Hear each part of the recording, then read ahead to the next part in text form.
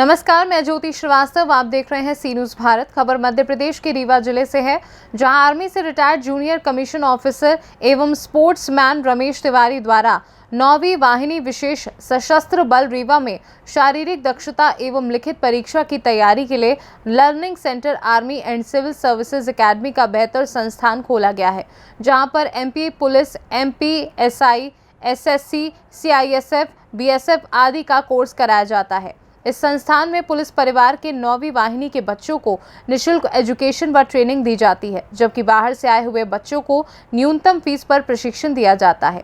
इस संस्थान से प्रशिक्षण लेकर 200 से अधिक बच्चे सेलेक्ट होकर पुलिस व डिफेंस के कई विभागों में अपनी सेवाएं दे रहे हैं।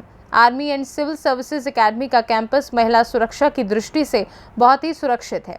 इस संस्थान के डायरेक्टर रमेश तिवारी आर्मी में सेवाएं देते हुए senior national federation cup Ranchi में गोल्ड मेडल हासिल कर चुके हैं। आइए सुनाते हैं कि इस संबंध में डायरेक्टर रमेश तिवारी ने मीडिया से चर्चा के दौरान क्या कुछ कहा।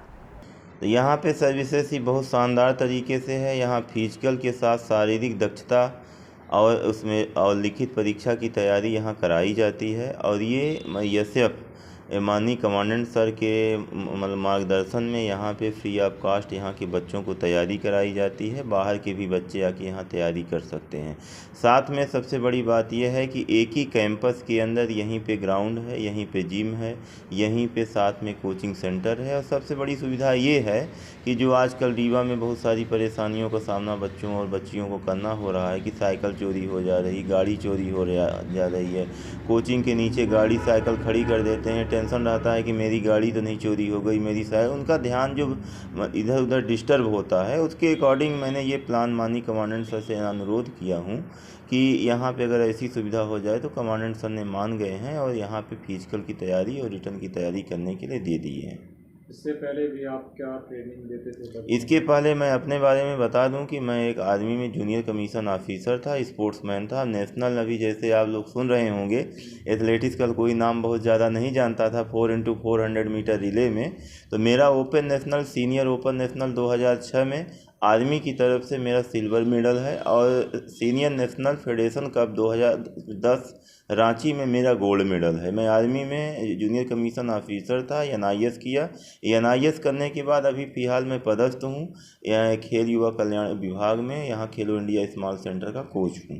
तो मेरा शौक़ है कि ज़्यादा से ज़्यादा बच्चे देश के अपने रीवा शहर के युवा हैं जो बहुत ज़्यादा इस समय मतलब कि नशे की हालत में, कोरेक्स की हालत में जा रहे हैं, उनको ज़्यादा से ज़्यादा रोज़गार दिलाने का हमारा संकल्प है। यही हमारी भारत माता की सेवा होगी अगर यहाँ से ज़्यादा बच्चे सफल होंगे।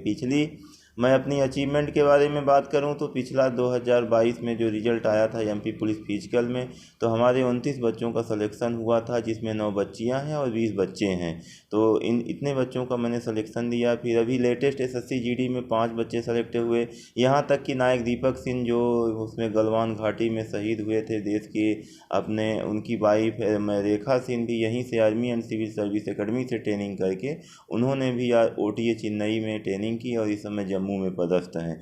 और अग्निवीर में 10 से 15 बच्चे हुए। साथ में मैं ये बताऊं कि पिछली जो भर्तियां हुई थी तो करीब ओवरऑल सारे मतलब इतने भी हैं जो भी रोज़गार के अवसर हैं, तो 200 से प्लस बच्चे अभी हमारे यहाँ से रोज़गार प्राप्त कर चुके हैं गवर्नमेंट जॉब में।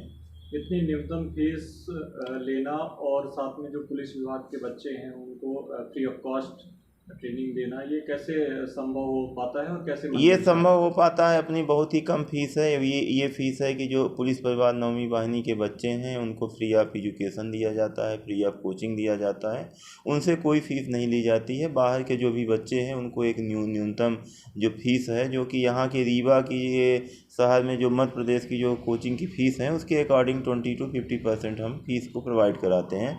जो यहाँ प्राइवेट टीचर लगते हैं उन टीचरों की पेमेंट देने के लिए और यहाँ का कुछ मैनेजमेंट करने के लिए उनसे फ़ीस ली जाती है बाहर के बच्चों से। अभी कितने बच्चे हैं आपके? अभी तो बच्चे अभी आज ही मतलब यहाँ पे सेटअप किया हूँ, तभी तो बच्चे आए नहीं हैं।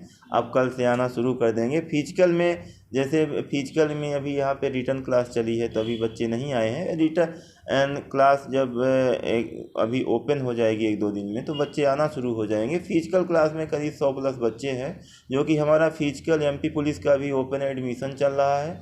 इसमें एमपी पुलिस के फिजिकल में करीब अभी मॉर्निंग में 5:30 5:30 to 7:30 यहाँ फिजिकल होता है। इवनिंग में 3:30 to मतलब 5:30 PM तक यहाँ पे इवनिंग में एमपी पुलिस का स्पेशल बैच चल रहा है। उसके फिजिकल में 100+ बच्चे हैं और ऐसे 15-20 जो बच्चियाँ हैं और ये जैसे जैसे पेपर होता जा रहा है तो बच्चे आते जा रहे हैं। सर, अभी तक देखा जा रहा था कि एनडीए और एसएसबी की कोई बेहतर कोचिंग संस्थान रीवा जिले के अंदर नहीं थी। आपने नई पहल की है, तो किस तरीके से यहाँ पर क्या बेहतर सुविधाएं दे पाएंगे उन बच्चों को जो अभी तक बाहर जाते थे? तो मैंने यही सोचा कि एनडीए और एसएसबी का यहाँ पे नहीं होता था, यहाँ पे कोई कोचिंग संस्थान नहीं था। मैं आर्मी में रिटायर था, तो मेरे मन में बार बार ये बात आ रही थी कि हमें इसका कोचिंग खोलना है। तो मैंने अपने हायर कमांड में जैसे ब्रिगेडियर रैंक के जो एसएसबी में कोचिंग में जो इंटरव्यू लेते हैं, जो काम करते हैं, तो मैं ब्रिगेडियर जैसे बख्शी सर के मार्गदर्शन में एसएसबी और एनडीए की कोचिंग खोलने का मैंने प्रावधान किया। तो ये आप जैसा देख पा रहे हैं कि कैंपस में मैंने यहाँ पे एसएसबी और एनडीए की डाला हूँ।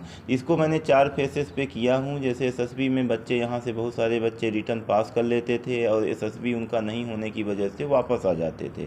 टैलेंट तो बहुत है, तो उसी के अकॉर्डिंग में यहाँ पे अभी एक मतलब कि 1 हफ्ते का पैकेज चलाएँगे। पैकेज का इसमें 4 पार्ट होंगे। पहला पार्ट होगा स्कैनिंग होगा, दूसरा पार्ट होगा उसमें ग्रुप टास्क होगा, तीसरा जो पार्ट होगा हमारा इंटरव्यू का पार्ट होगा और चौथा पार्ट होगा हमारा साइकोलॉजी का पार्ट होगा। तो ये 4 पार्ट एसएसबी के लिए बहुत इंपॉर्टेंट था। इसी वजह से चाहे एनडीए के हों, चाहे जो 12th पास वाले बच्चे जो अफसर बनते हैं एसएसबी में जाएँ, चाहे मैं इंजीनियरिंग करने के बाद जो अफसर आर्मी में बनते हैं उनको एसएसबी फेस करना पड़ता है। कोई भी किसी भी चाहे मेडिकल कोर का डॉक्टर बनना है उनको भी एसएसबी फेस करना पड़ता है। तो एसएसबी का इंटरव्यू एट ए टाइम ये चलता रहता है, तो जिसकी वजह से हमारा सारा प्रॉब्लम जो है तो बच्चे यहाँ से ज़्यादातर मतलब फेल होते हैं। इसी के अकॉर्डिंग मैंने ये प्लान किया हूँ। तो अपने मार्गदर्शन में माननीय ब्रिगेडियर साहब के मार्गदर्शन में एसएसबी जो बख्शी साहब के, और सबसे बड़ी बात बताऊँ कि माननीय सुशील जो रंजन साहब 9वीं वाहिनी के जो कमांडेंट हैं, ऐसे जो पहले अधिकारी हैं जो कि युवाओं के बारे में उसमें रोजगार और इसमें हेल्थ के कॉन्सेप्ट में काम कर रहे हैं। उनका एक ही मकसद है कि फ्री ऑफ कास्ट बच्चों को ज़्यादातर आप शिक्षा दो और उनको फिजिकली मजबूत करो जिससे कि वो मेंटल स्ट्रांग हो। तो कोई भी जो नशे की हालत में बच्चे हैं वो बच्चे जो है तो इससे बाहर आ सकें।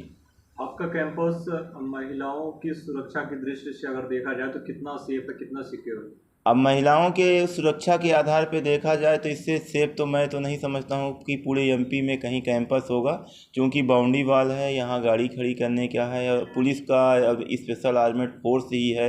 इसके कैंपस में तो कुछ उटपटांग हो ही नहीं सकता है। चारों तरफ से बाउंड्री वाल है, यहाँ पे पास में ही जिम है, वेट ट्रेनिंग हॉल है, साथ में यहाँ कोचिंग है, क्लासरूम है। इसी कोचिंग के पीछे 400 का ट्रैक है, लॉन्ग जंप का पिट है। एमपी पुलिस का जैसे फिजिकल अभी चल रहा है, फिजिकल के बच्चे पेपर दे रहे हैं जिनके अच्छे मार्क्स आ रहे हैं, फिजिकल के लिए यहाँ पे आ रहे हैं बच्चे 100 बच्चे, और कुछ जो महिलाएं भी आ चुकी हैं हमारे पास।